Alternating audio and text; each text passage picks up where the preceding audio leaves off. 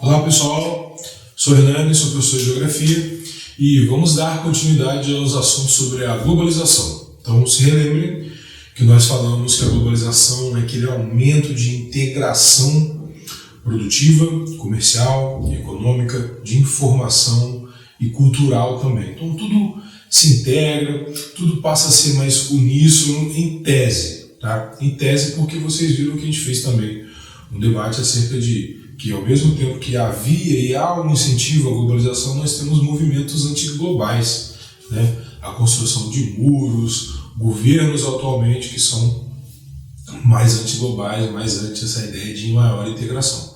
Porém, a gente vai falar agora do aspecto de integração econômica, que mora muito na questão produtiva e comercial dos blocos econômicos, tá? Então, olha só, a gente saiu lá de um contexto de Guerra Fria, em que nós tínhamos duas grandes potências que faziam um ordenamento mundial. É por isso que a gente fala, o nome da matéria é Nova Ordem Mundial, tá? Nova Ordem Mundial não são aquelas teorias conspiracionistas que moram no YouTube. Apesar de existirem, sim, famílias e grupos empresariais que pensam no desenvolvimento da humanidade, o futuro da humanidade, pela sua alta capacidade de investimento e, por consequência, de gerar política a partir disso, mas aquelas conspirações a gente deixa um pouco de lado. Então, Nova Ordem Mundial é essa ordem que aconteceu pós a Guerra Fria. A velha Ordem Mundial era a ordem da Guerra Fria. Então, a gente tinha os Estados Unidos ordenando as políticas do lado capitalista e a União Soviética ordenando do lado socialista, ok? Caiu a União Soviética, cai primeiro o Muro de Berlim, depois cai a União Soviética, tá? A gente tem três grandes agentes de ordenamento econômico: Estados Unidos, União Europeia e Japão. Tá? E aí, dentro desse contexto, havia um sentimento de que o mundo iria caminhar no mesmo horizonte. Qual horizonte? Liberal, democrático e de um avanço e otimização cada vez maior do capitalismo. E a gente tinha algumas economias que haviam saído da década de 80 um pouco quebradas economicamente falando, por isso que a gente fala de década perdida. Então havia essa relação de se juntar para se fortalecer economicamente. Por que a gente fala de anos 90? Porque os blocos que a gente vai comentar enquanto exemplo agora, apesar de alguns deles já terem um nível de integração anterior à década de 90, eles acontecem de fato, eles ganham as nomenclaturas que têm, as constituições que têm atualmente nos anos 90. Ok? Quando a gente fala de blocos econômicos, a gente precisa falar dos níveis de integração, porque os blocos não têm o mesmo nível de integração. Eles têm níveis de integração diferentes, tá? Então, o bloco do primeiro nível vai ter essa característica, o do segundo nível vai ter uma característica própria, mais a soma das características do primeiro. O terceiro, a mesma coisa, tem uma característica própria, somada à característica do segundo e do primeiro, e o quarto, a mesma coisa. Então, um bloco econômico desse tipo, ele tem as características típicas desse daqui, mais a soma das outras características, ok? Esse é o primeiro ponto. Então vamos lá. Área ou zona de livre comércio é o primeiro nível de bloco. O que é uma área ou zona de livre comércio? Uma área ou zona de livre comércio, dentro dos países membros desse bloco, só tem facilidade de passar a fronteira mercadoria. Por que é mercadoria, professor? Porque os produtos, a maioria dos produtos que esses países produzem estão com as taxas reduzidíssimas de exportação. Tá? As tarifas alfandegárias estão muito reduzidas. Então o NAFTA é um exemplo disso. Quem que é o NAFTA? O NAFTA é o bloco econômico, é a área ou zona de livre comércio da América do Norte. Lembra que na América do Norte nós temos dois países anglo-saxões, o Canadá e os Estados Unidos, e um país latino, que é o México. São países que têm constituições históricas, econômicas e sociais diferentes. Tá? Então, para os americanos, não é interessante que tenha uma livre circulação de pessoas, mas de produtos do México é tranquilo para eles. Então o NAFTA se constitui dessa forma. Então o que passa a fronteira do México e dos Estados Unidos e vice-versa com facilidade? Mercadorias, produtos, área ou zona de livre comércio. O Tratado Transpacífico também é um tratado desse contexto, mas aqui cabe uma contextualização. O que acontece? O Transpacífico vem do âmbito da APEC, que era uma Associação de Cooperação Econômica da Ásia. Tá? E aí, nos últimos anos, criou-se essa grande área zona de livre comércio, que é o Transpacífico, que reunia nações desenvolvidas como os Estados Unidos, o Canadá, Nova Zelândia, a Austrália, tá? O Japão e outras nações menos desenvolvidas, subdesenvolvidas. Também Transpacífico. Então, Brunei, que é uma nação subdesenvolvida na Ásia, faz parte do Transpacífico. Os cidadãos de Brunei poderiam migrar tranquilamente para o Canadá e Estados Unidos? Não, porque isso não está previsto no acordo econômico, ok? Cabe lembrar também que, devido às mudanças de política externa e econômica americanas na mudança de governo Barack Obama para Donald Trump, os Estados Unidos têm uma influência pró e contra o Transpacífico. Então, os Estados Unidos do Obama é os Estados Unidos que assinam o Transpacífico.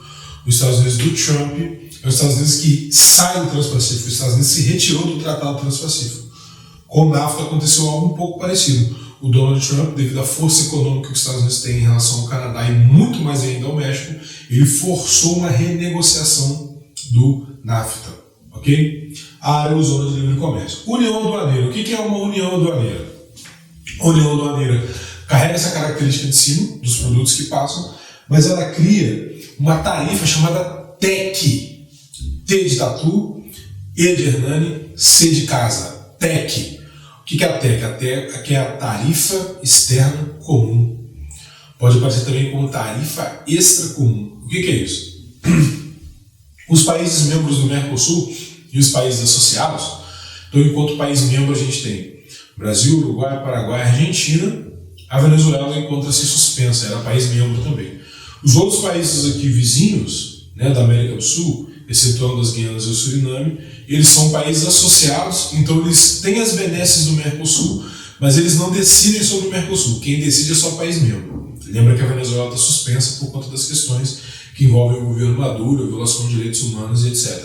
Ok? Por que isso? Porque o Mercosul tem uma cláusula de democracia.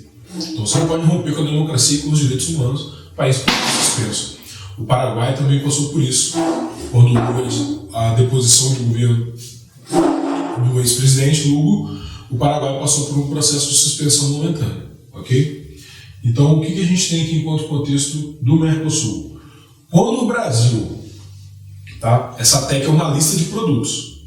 Então, se o Brasil quer comprar um produto que está nessa lista, que a Argentina é grande produtora, o Brasil há aspas aqui no meu dedo, ele é forçado a comprar da Argentina, porque se ele comprar fora, ele vai pagar um imposto. Que imposto que é esse? É a TEC.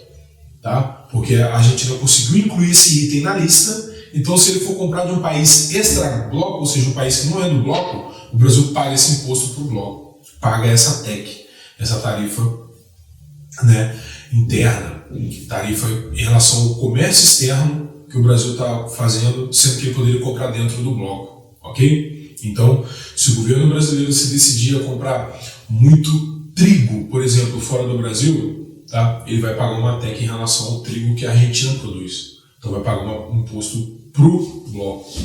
A TEC ela existe para forçar o comércio intra-bloco, né? Dentro do próprio bloco, ok? Isso é a União Aduaneira ao Mercosul. O nome do Mercosul é Mercado Comum do Sul. Ele nasceu lá nos anos 90, né?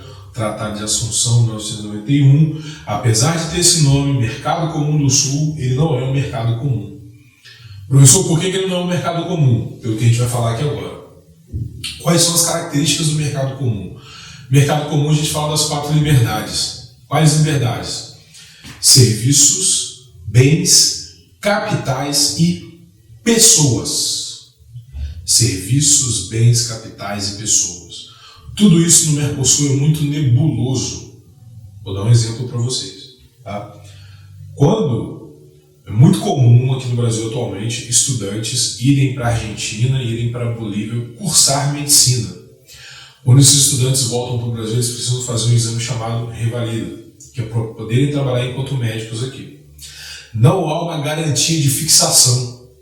Porque a liberdade de pessoas é fixação. Liberdade de pessoas não é turismo. Não é nós irmos à Argentina sem passaporte. Liberdade de pessoas é livre circulação.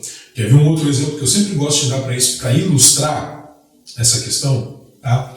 Ó, se a União Europeia está aqui, uma União Monetária Comum, Lembra que é o nível 4, então ela carrega as características dos outros níveis.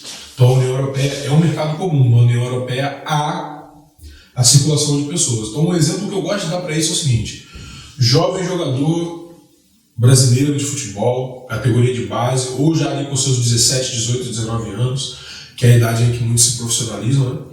Esse jovem tem um avô português, uma avó espanhola. Se esse jovem é um bom jogador e tem um futuro talvez promissor na Europa, ele vai correr atrás do seu passaporte europeu. Por que ele vai correr atrás do passaporte europeu? Porque as ligas europeias, elas têm uma taxa, uma quantidade de jogadores que podem jogar que não são europeus. São os chamados extra-bloco, né? Fora do bloco. Então, se esse jogador consegue seu passaporte europeu, então ele é neto de um português ou de uma espanhola, ele consegue o passaporte europeu, então ele tem dupla cidadania. Ele é cidadão brasileiro e cidadão europeu. Por que cidadão europeu? Porque dentro da comunidade europeia, os países membros, os seus cidadãos são também cidadãos europeus.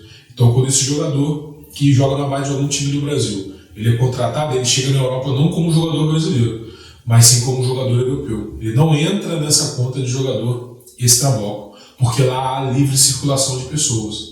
Então, você é português, você pode circular tranquilamente para a Alemanha, ou você é alemão, você circula tranquilamente para o Reino Unido, porque você é um cidadão europeu. Tá?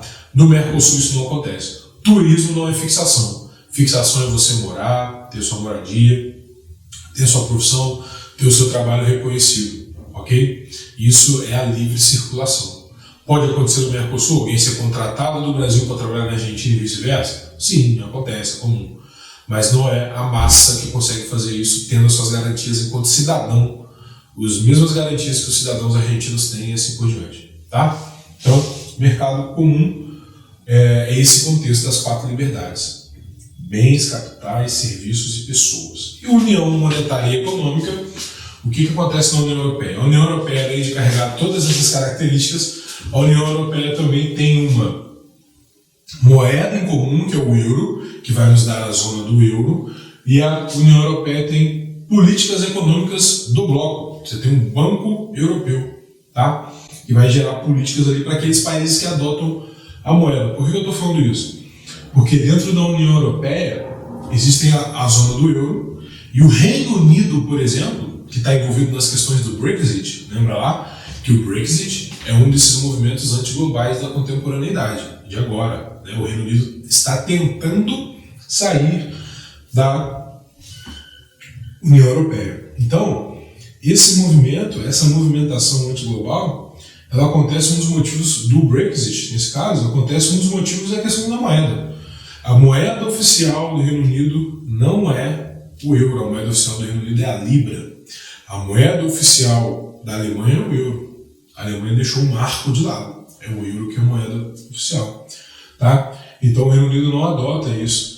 E já a questão da circulação de pessoas na Europa, além de ter essa facilidade de circular, existe um outro acordo dentro da União Europeia que se chama Acordo de Schengen, que foi fixado nos anos 80, que é o fim das fronteiras. Hernani, qual é a diferença de fim das fronteiras para a circulação de pessoas? O que acontece? Quando você vai fazer turismo, você viajou para a França, você pode alugar um carro e viajar para a Alemanha, por exemplo, ou para outro país que seja, você vai ter um controle fronteiriço. O controle fronteiriço é mais diluído. Apesar de que nos últimos anos, por conta da crise migratória, né, do que se chama de crise migratória, pessoas saem do Oriente Médio, do norte da África, caminhando rumo à Europa, né, muitos, infelizmente, até naufragando em barcos ali no mar Mediterrâneo. É por isso que se diz que o Mediterrâneo hoje é um dos maiores cemitérios submersos do mundo, né, porque muita gente, infelizmente, naufraga ali naquela travessia. Você teve alguns momentos que as fronteiras dos países ficaram fechadas na Europa, mas via de regra, o Acordo de Schengen ele dá fim às fronteiras. Então você está em Portugal, você consegue ir para a Espanha, as fronteiras são abertas. Dentro desse contexto, o Reino Unido também não aceitou o Acordo de Schengen desde a sua criação. Então o Brexit não é algo assim que estranha a todos, porque o Reino Unido, apesar de fazer parte do bloco europeu desde 1973, porque como eu falei com vocês, se lembrem, a União Europeia nasce em 92, mas já há um início de integração lá em 1947, tá? Com a Benelux. Então há um avanço dessa integração. O Reino Unido é de 73 e nos anos 80 não aceita o Schengen, que é, ou seja, o fim das fronteiras. Então o europeu em geral, generalizando, quando ele vai para o Reino Unido, ele precisa apresentar a sua documentação de europeu. Em outros lugares não. Se você chega em Portugal enquanto turista, você circula para os outros países, porque os outros países vão crer no crivo de Portugal para liberar você circular pela Europa, entendeu? Então o Reino Unido não admite o Schengen, tá? Nos anos 80, o Reino Unido não admite o euro nos anos 90. O euro é criado em 99, passa a circular em 2002. Tá? Então o Reino Unido não aceita isso. Mas dentro desse contexto, dentro da União Europeia, guardada essa proporção do Reino Unido, mais todas as discussões, debates em volta do Brexit, dentro da União Europeia a gente tem as 4 liberdades. A gente tem as 4 liberdades, capitais, bens, serviços e pessoas. Dentro da União Europeia a gente tem a TEC, e dentro da União Europeia a gente tem os produtos passando entre os países com tarifas reduzidíssimas ou zeradas. Ok, pessoal? Blocos econômicos, globalização, é isso. Tchau, tchau. E aí, gostou da aula? Então se inscreva no canal, curte esse vídeo e compartilhe com os amigos. E saiba que lá no portal do Assimila tem muito mais aulas, exercícios, simulados e tudo que você precisa para se dar bem no Enem. Acesse lá assimila.com.br. A gente se vê!